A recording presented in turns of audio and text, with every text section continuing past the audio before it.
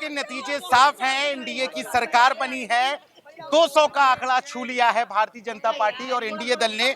से क्या कहेंगे जिस तरह के परिणाम हैं, क्या लग रहा है कि जो भारतीय जनता पार्टी तमाम मंचों से कहती रही गुंडा राज, जंगल राज बिहार में समाप्त होगा और एनडीए की सुशासन की सरकार बनेगी, लगता है अब ये सपना सच हुआ? निश्चित रूप से जनता ने सुशासन के उस मॉडल को स्वीकारा है। नीतीश कुमार जी के और साथ ही भारतीय जनता पार्टी के जो नेतृत्व में जो सरकार चली, वह सकारात्मक विषयों को लेकर आगे बढ़ी थी और जमीनी स्तर पर आज आप देख रहे हैं वो परिणति हो रही है उसकी। महिलाएं सुरक्षित हैं, युवाओं के सपनों को उड़ान मिल रही है। सर्व समाज बाहर निकलकर भारतीय जनता पार्टी को अपना जनादेश दिया है, एनडीए के घटक दलों को अपना जनादेश दिया है और 206 सीटें अपने आप में कीर्तिमान है। मुझे लगता है कि बिहार की जनता को साधुवाद, जो जानती है कि उसके भविष्य को अगर कोई सुरक्षित रख सकता है तो एनडीए और विशेष रूप से भारत का नेतृत्व कर रहे हमारे प्रधानमंत्री नरेंद्र मोदी जी कर सकते हैं।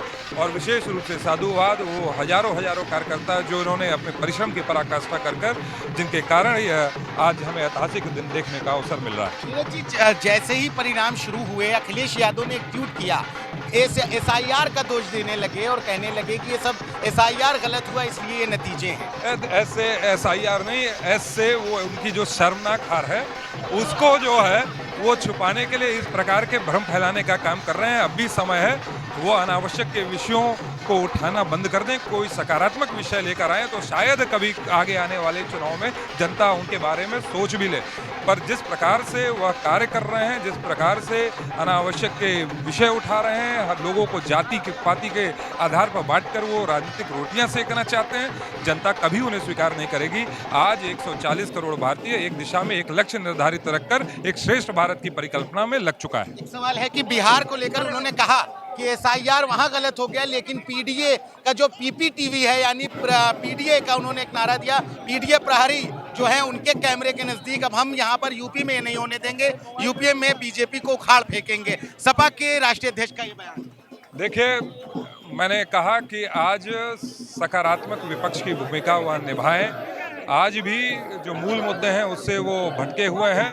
बिहार में जिस प्रकार से सुशासन रहा, वहाँ पे कानून व्यवस्था का राज रहा, वहाँ के लोगों को रोजगार मिला, महिलाएं आज सुरक्षित महसूस करती, इन सकारात्मक विषयों के साथ ही हम लोग जनता के बीच में गए और इसी कारण से 70% लोगों ने मतदान किया और विशेष रूप से महिलाओं ने उसमें अपनी भागीदारी सुनिश्चित करी।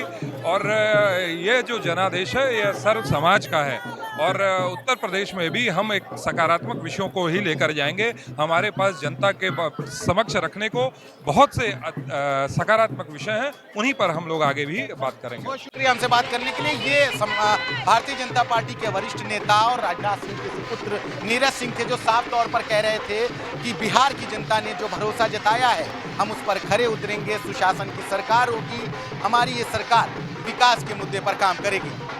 लखनऊ से सहयोगी आयुष सोनी के साथ मैं अली नकी, दिल्ली।